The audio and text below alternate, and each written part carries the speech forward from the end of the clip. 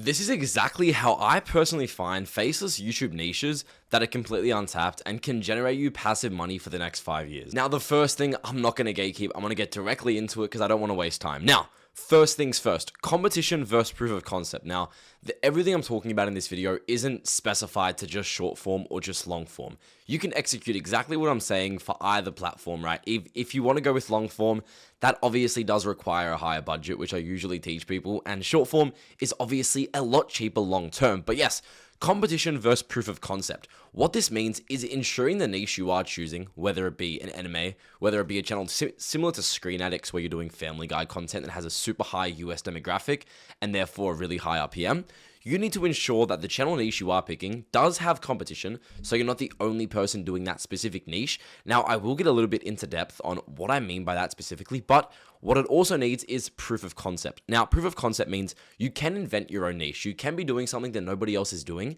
but you have to ensure that there is a pre-existing audience on YouTube that is going to digest that type of content. Now, as an example, let me go ahead and show you guys what I mean. This Screen Addicts channel does these videos like 5 times Rick and Morty broke the fourth wall. Now, we know Family Guy works. This is oversaturated. People have been doing this niche for a while now.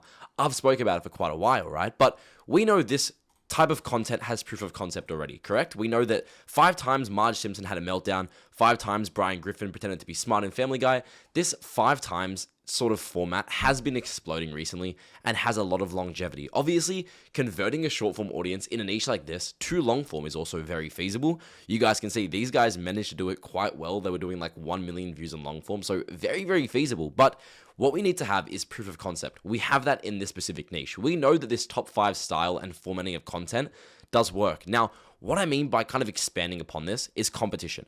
We know that that style works, so now what we need to do is find another TV show, another anime that we can build off that follows that same style, but has its own competition. An example of this would be a channel like Regular Show. Now, I want you guys to spend the most time you can on finding the niche because it is obviously the most important fundamental aspect to it. Obviously, if you want to build up a long-term account and a long-term channel and a faceless business that's going to make you 10K a month for the next 5 years, this is the exact way to do it. So we know that Regular Show has somewhat of a demographic on YouTube already, right? We have the main channel that's owned by Cartoon Network themselves.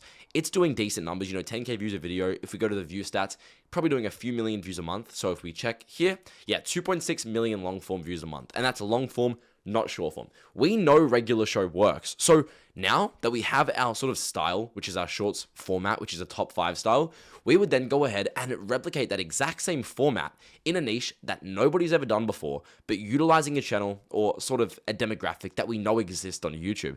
This is what I mean by finding a niche that doesn't necessarily have competition, but isn't already being done in the format that you're looking to do. Now, I did recently talk about this, so I'm presuming there are a few channels that have started doing it to an extent. Yeah, like the top 5 strongest characters in Regular Show. This guy probably saw my video and started doing it, and he's already doing decent views. He just started doing about 10,000 views a video, so I definitely know this type of structure does work. And I mean, look at the videos, they're not even good. They've got like black bars. Make sure when you're doing vertical content, you don't have black bars. You want to have the entire channel in there. So simply copy the format that we know works, right? We know that this works, so copy that into a different niche that has competition and has proof of concept. Now, the next thing, finding untapped niches, short and long form, shows or animes with the demographic on YouTube with no competition. Now, an example of a channel like this would be what I just showed you with Regular Show, but we can take this a step further. I don't recommend copying a channel niche that I tell you in these videos because chances are if you're going to copy them, everybody else is as well. But just off the top of my head, I can tell you a few, and that would be like Adventure Time, for example. This show is insanely popular, right? But there's not really anyone that does that type of content. The main channel has like 1.2 mil subs. They're getting millions of views a month. This is an exact show that has a large US demographic because it was primarily aired on Cartoon Network, meaning your RPM will be exponentially higher than if you did like soccer or something like that. I do usually push to do like animes and shows just because you can utilize AI to get the entire processes done and simply sit back and generate passive income whilst doing literally zero work. But yes, finding untapped niches. Example, Adventure Time, The Office, Suits. A way to do this would literally just be popular cartoons, right?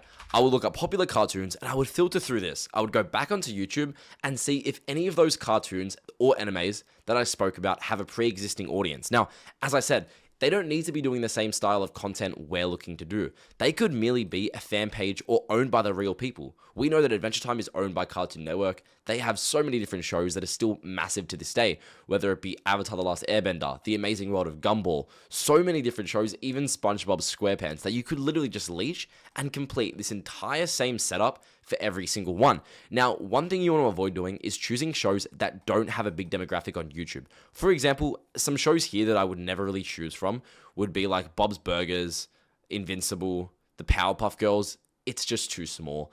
The problem with that is the audience just isn't big enough, so you need to ensure that if you are choosing a specific TV show and you want to stick to that, it has a large enough audience to not fizzle out within 5 years. So it's got proof of concept, it's got proof of longevity, and we can actually stick with that. And it has a big enough audience to get 30, 50 million views on short form every single month, because that's the only way we're going to be able to do 10 to 20K off of ad revenue and a music deal every single month. Now, the same thing counts for long form.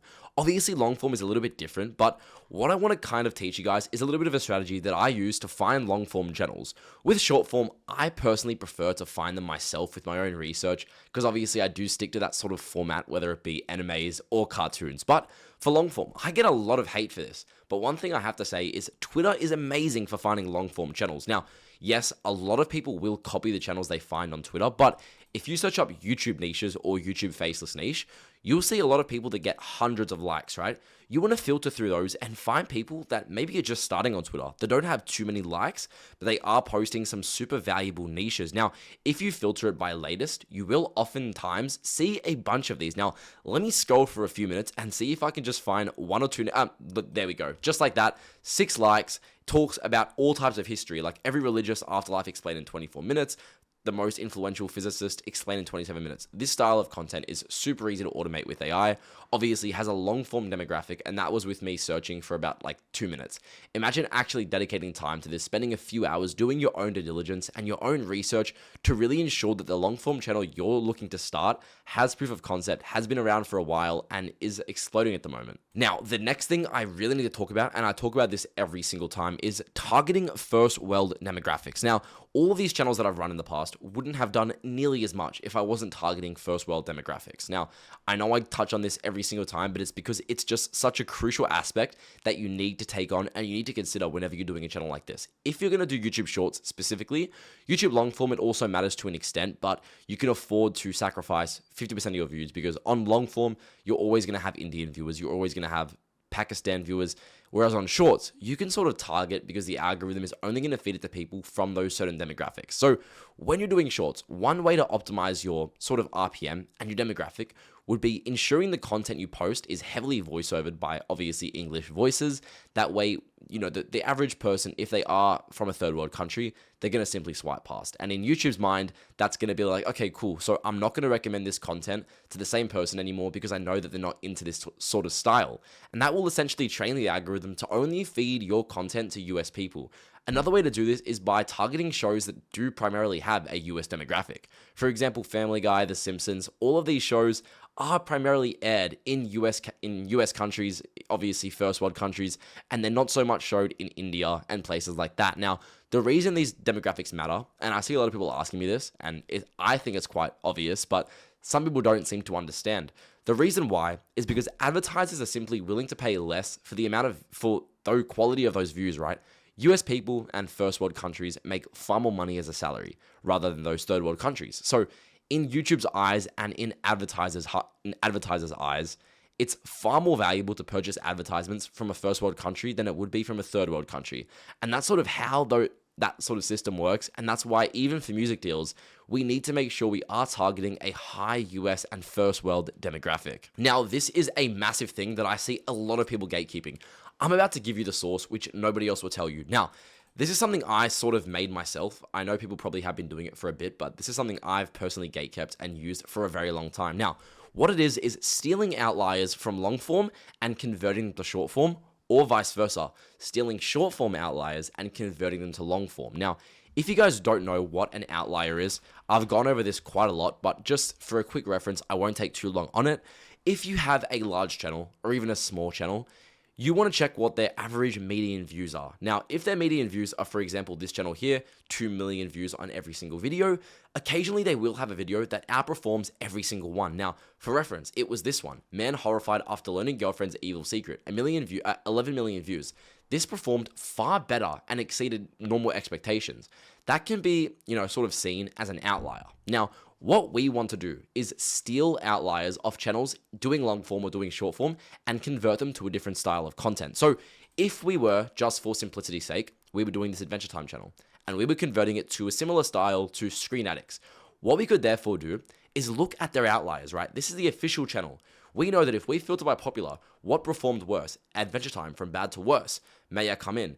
All these different videos, and it obviously works better in certain niches than it does in others, but you can have a sort of really good idea and a good grasp on what would work in terms of converting to short form. So if I was running one of these channels, I would go through all of their outliers and be like, okay, what made these perform well? Would this work in today's time? And could I replicate what made this video do well on long form, but convert it to short form? And chances are, if it was their most popular long form video, it is going to convert to a short form, obviously, conversion on your channel specifically. Now, the same exact thing works for long form, or if you wanted to convert short form to long form. So if we're going back to this Screen Addicts channel, which in our case is a short form channel, what we can do is go ahead and filter this by popular, and we can see a video that performed exceptionally well on this channel, in our case would be referred to as an outlier, was 5 times Quagmire was not a human in Family Guy.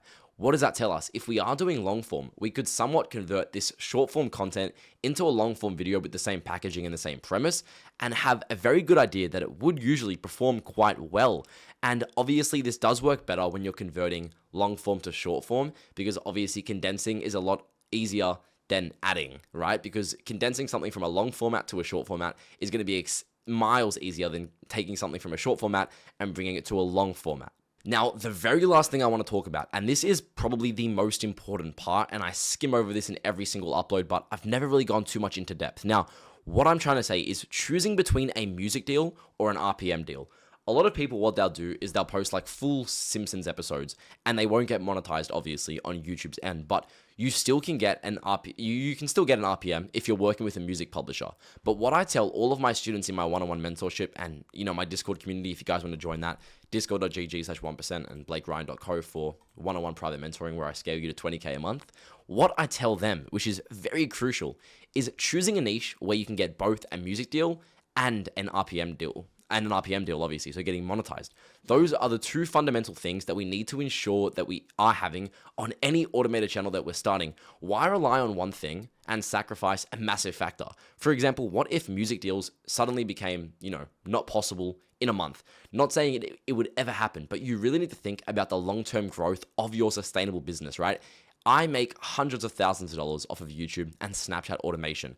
I can't put all of my eggs in one basket because it's just not smart. You need to make sure you're constantly scaling and you're constantly making the right choices to set up your future. If you're choosing a niche, ensure that you are able to get monetized and you are able to get a music deal. Now, I have a lot of people asking me like, okay, well, if I do these cartoon clips or these anime clips, can I still get monetized? The short answer is yes. I mean, look at this guy, Screen Addicts. He's doing 10K a month just off of YouTube ad revenue, probably about 10 to 15K off of a music deal as well, in addition to that. Now, yes, as long as you are, you're free to use cartoon background footage or anime background footage. It's completely fair use as long as you are voicing over the content and having it highly edited with VFX and SFX. It's completely free use, and it's the exact same way that YouTubers like Sniper Wolf are completely allowed, and it's completely TOS compliant for them to just react to content. I mean, you guys know Sniper Wolf is making millions of dollars a month. She's doing, I believe, 78 million long form views a month, probably about a $4 RPM, so $500,000 every single month, and she's just stealing content. As long as you are, changing it and making it fair use and repurpose content, it's completely TOS compliant. So that's a big misconception I get all the time. But yes, guys, that's all I wanted to talk about in how to choose your niche. But yes, guys, if you want to go ahead and join my Discord server, discord.gg/1%. We give a bunch of free value. We help you choose niches. We do giveaways. We essentially just walk you through the entire process. Now, if you guys do want one-on-one private mentoring from myself to scale you to 20K a month, check out blakeryan.co. It's pretty closed off. It's a very high ticket program, so only reach out if you do have capital ready and you are really looking to take this full time. Thank you guys so much for watching. I will see you all later. Peace out.